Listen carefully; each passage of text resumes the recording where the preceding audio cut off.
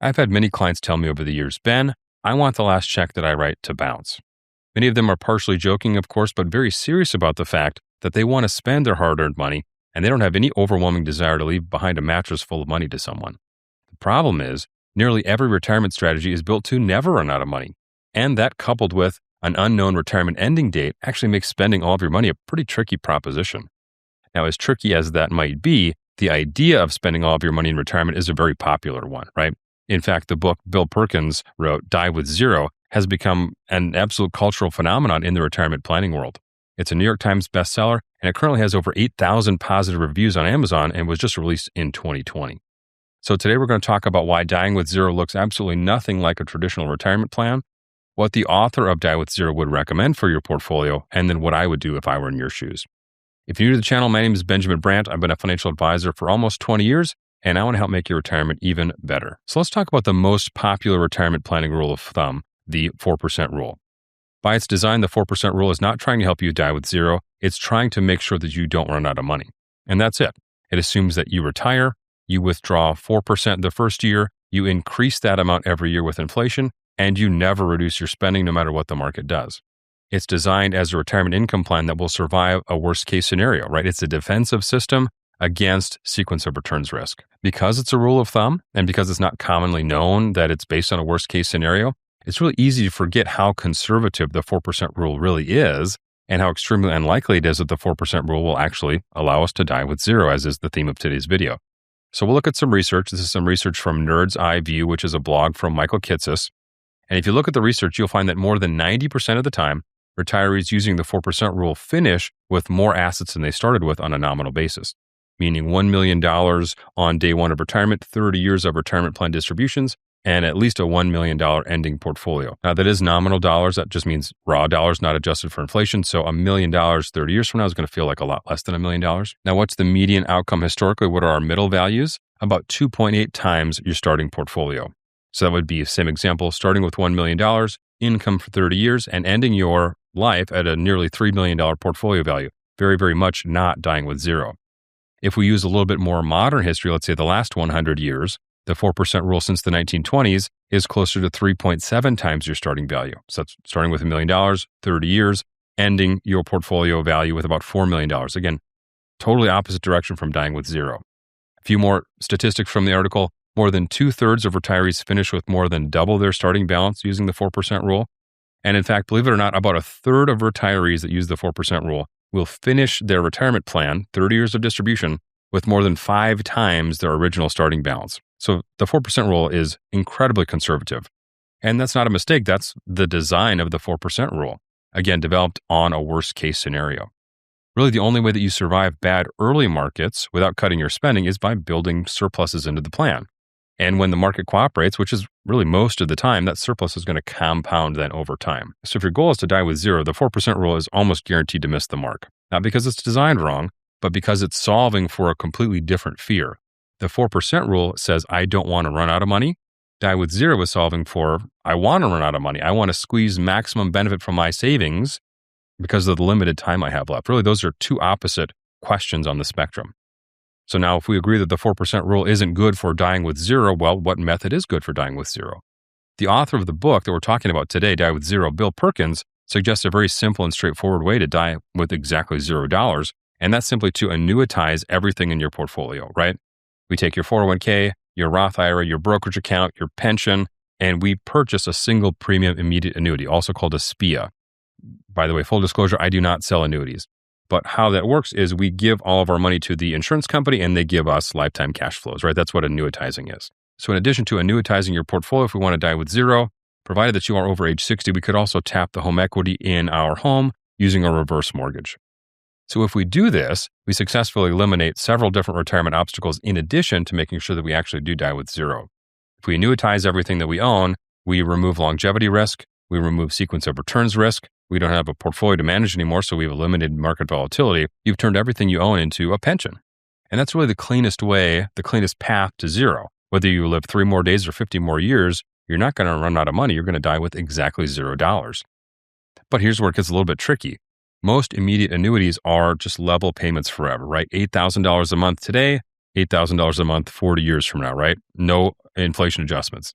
There are annuities with inflation options built in where we get raises every year, but that comes at a cost of a much smaller starting income, which sort of goes against the essence of Die with Zero, which is maximum spending, basically. So at 4% inflation, your spending doubles roughly every 18 years to maintain that same purchasing power, meaning $8,000 a month at age 60 needs to become $16,000 a month at age 78, and then double it again to $32,000 a month by age 96 if you do in fact live that long.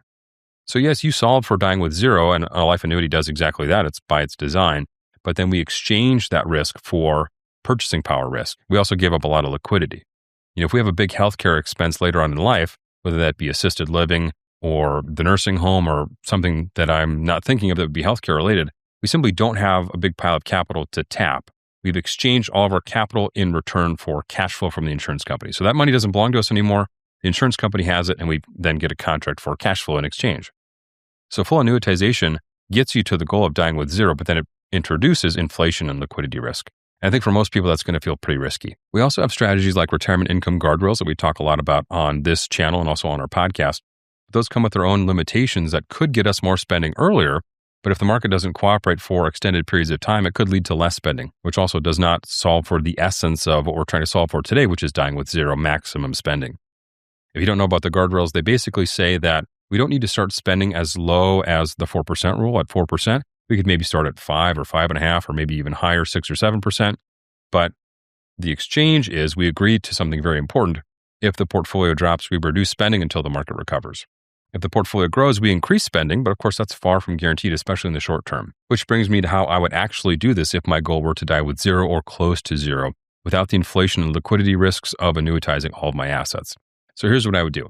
I would combine retirement income guardrails with annuitizing part of my portfolio.